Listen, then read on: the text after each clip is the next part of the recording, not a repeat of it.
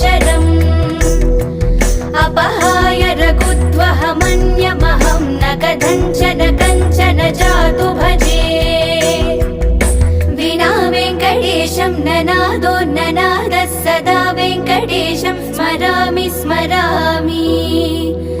हरे वेङ्कटेश प्रसीद प्रसीद प्रियं वेङ्कटेश प्रयच्छ प्रयच्छ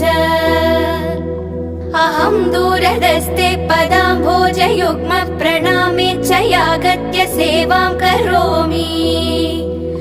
सकृत्सेवया नित्यसेवाफलं त्वं प्रयच्छ प्रयच्छ प्रभो वेङ्कटेश